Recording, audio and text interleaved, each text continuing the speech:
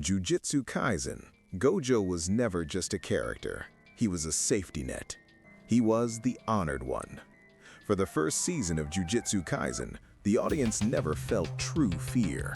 No matter how dark the curse or how desperate the situation, we all had the same thought in the back of our minds. It's okay, Gojo will show up. But from a storytelling perspective, this is a nightmare.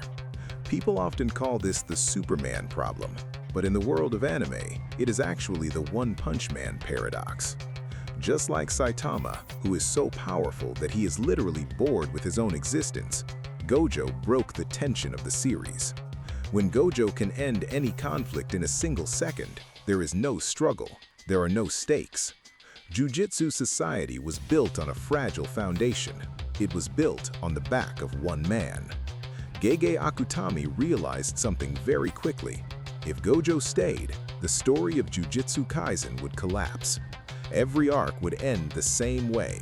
Gojo arrives, removes his blindfold, and wins. To save the story, the author had to break the strongest toy in the box. Think about it. Gege had to literally invent a magical barrier, the curtain, in the Kyoto arc, just to keep Gojo out of the fight, just so the students could actually do something. When an author has to bend the physics of their own world just to bench a character, that character is broken. As long as Gojo walks the earth, Yuji Itadori is just a spectator. Megumi Fushiguro is just a backup plan. The prison realm didn't just seal a sorcerer, it saved the entire story of Jujutsu Kaisen.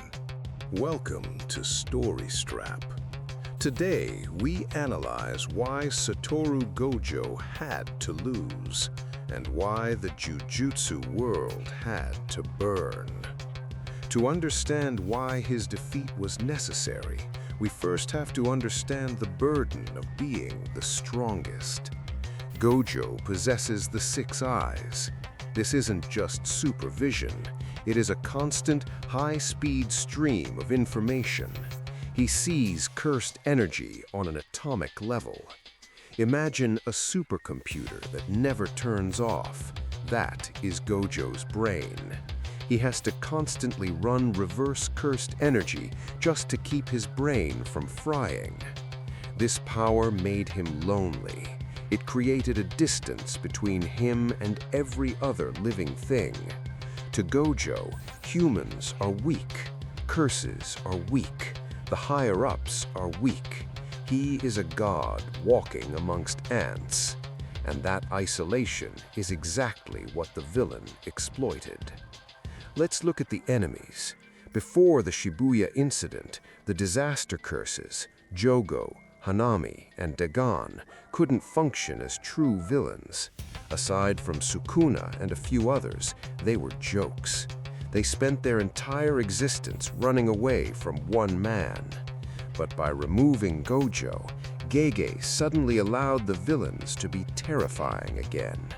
When Jogo fought in Shibuya, he didn't look like a joke anymore. He looked like an apocalypse. He incinerated Nanami. He entertained Sukuna in a fight. And we have to talk about the method, the prison realm. Kenjaku, the mastermind, knew he couldn't defeat Gojo in a fight. It is physically impossible. So he targeted Gojo's one weakness, his heart. The condition to seal Gojo was 1 minute of time passing in his brain. This is a brilliant writing decision. It tells us that despite being a god, Gojo is still a human who processes memories, regrets, and time just like us. Kenjaku used the body of Suguru Geto, Gojo's one and only best friend. When Gojo saw Geto standing there, time stopped. In that instant, 3 years of memories flooded his brain. It wasn't a battle of strength, it was a battle of grief. Kenjaku weaponized Gojo's love against him. This moment proves that Gojo didn't lose because he was weak. He lost because he was human. We also have to credit the patience of the villain. For 1,000 years, Kenjaku has been moving bodies, planning the culling games and waiting. Why wait so long? Because every time he tried to make a move in the past, a Six Eyes user stopped him. So the prison realm was not just a weapon, it was a loophole in destiny. But look at what happened literally hours after that box closed. The higher-ups instantly issued execution orders for Yuji Itadori.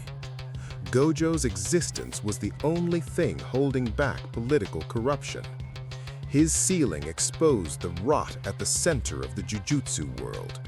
It forced the students to realize that their real enemy wasn't just curses, it was the system itself. This leads us to the psychological collapse of Yuji Itadori. He accepts that he is just a part of a machine. A cog exists only to destroy curses. And the consequences spread to the clans. Because Gojo vanished, the Zenin clan got bold. And because they got bold, Maki pushed herself to new character development. She became the second coming of Toji Fushiguro. She didn't just survive, she destroyed them all.